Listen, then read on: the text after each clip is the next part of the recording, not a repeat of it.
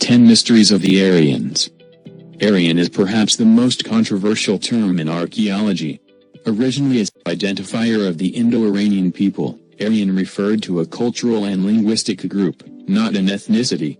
19th century scholars misappropriated the term, made it a synonym for all Indo-Europeans, and burdened it with racial connotations never intended by the original users. 10. Aryan Origins. Aryan derives from the Sanskrit word arya, a self-designation of the Vedic Indians. The meaning of Aryan is not completely understood. Some believe that it means noble or pure. Lacking racial connotations, arya referred to a cultural quality venerated in the sacred Sanskrit text. Confusion over the word developed in the 19th century when Aryan shifted to a noun. Scholars incorrectly assumed that Aryan was a term used to describe the ancestors of all Indo-European people.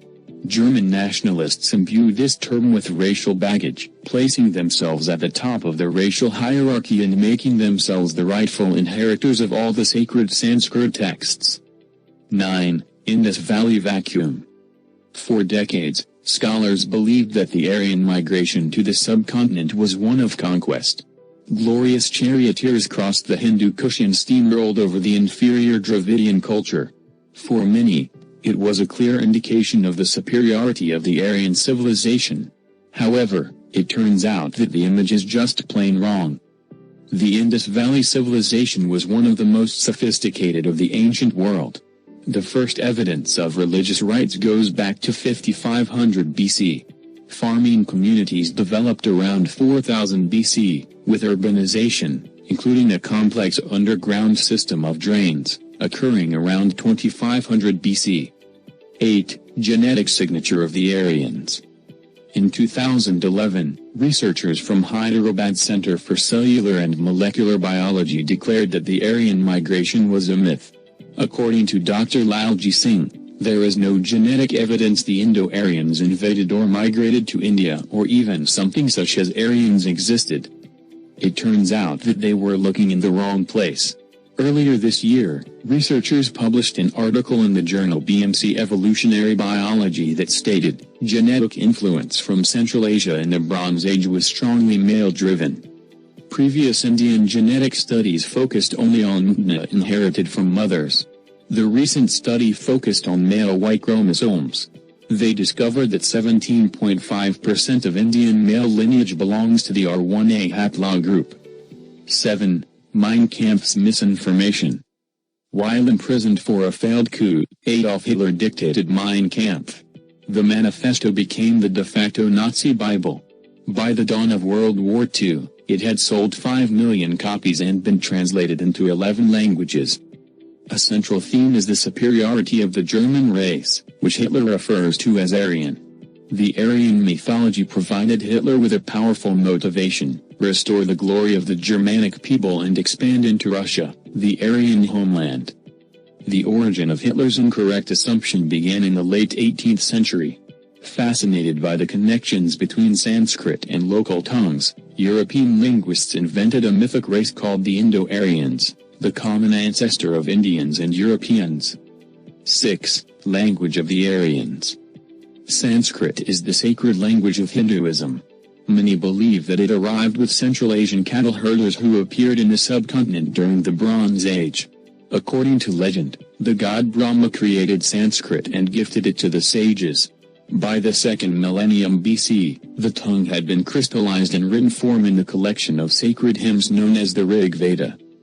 During colonial rule, Europeans quickly noticed the similarities between Sanskrit and French, English, Russian, and Farsi.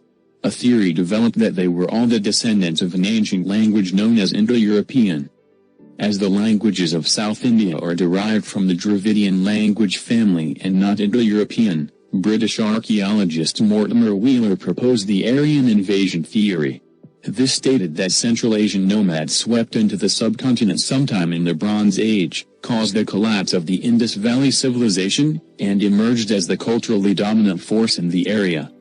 5. The last pure Aryans. Hidden away in Kashmir's Himalayan highlands, the Brahtas claim to be the last pure Aryans. Cloistered in a few villages at a 3,000 meter, 10,000 feet, Elevation in the Aryan Valley, the Brahmas have remained isolated culturally and genetically for centuries. In the past, visitors were unwelcome and outside marriages were strictly prohibited. Endogamy and oral tradition preserved what some believe are archaic traits of the Aryan ancestors. In 2010, the Indian government made a push to open these mountain villages to tourists. The Brahmas are generally taller than their Tudro-Mongolian neighbors and have Mediterranean features and fair skin, with occasional blonde hair and light eyes. Their origin remains unknown. 4. The caste system. Oral tradition traces the origin of India's caste system to the arrival of Aryans into the subcontinent around 1500 BC.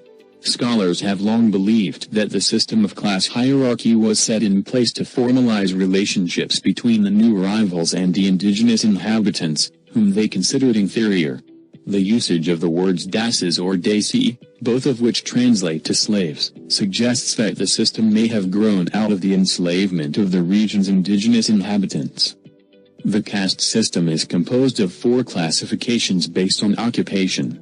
Brahmins, priests, occupy the top. Following them are the Kshatriyas, warriors. Below them are the merchants and farmers known as Vaishyas. At the bottom of the pyramid are the Sudras, laborers. The Indian word for caste is varna, color. This lends credence to the fact that the lighter-skinned Aryans used this system as a means to oppress the region's darker aboriginal inhabitants.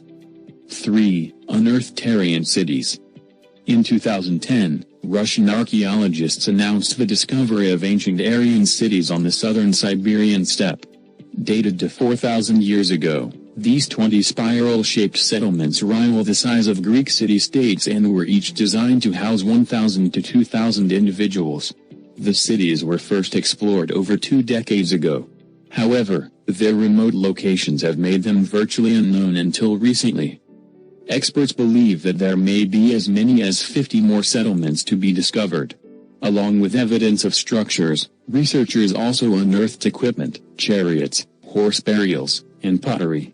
Swastikas cloak many of the objects. This ancient symbol of the sun and eternal life was long associated with the Aryans before its appropriation by the Nazis.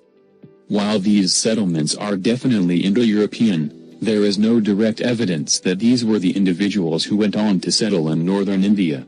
The usage of Aryan in this context carries significant social and political implications. 2. Aryan Iran. In 1935, Reza Shah Pahlavi officially requested foreign delegates to use the name Iran for his country instead of the traditional name Persia.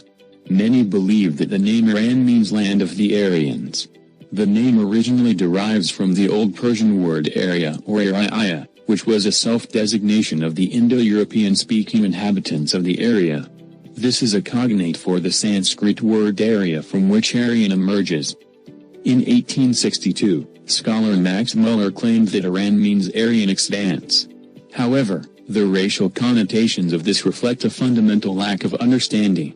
In Old Persian, Arya referred to speakers of a language, not a race. 1. Aryan Homeland. After a long debate about the location of the Aryan homeland, scholars now look to the steppe between the Black and Caspian Seas.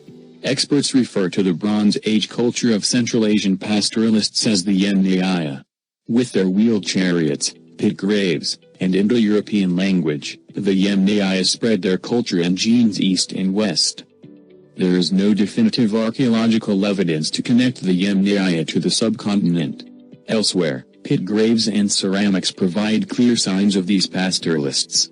However, in India, archaeological remains from the cultural transition between the Indus Valley civilization and the Vedic era are scant.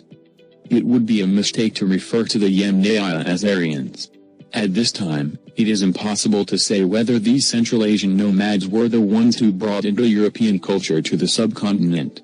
However, it does point to the Pontic Caspian steppe as the birthplace of Indo-European languages and culture.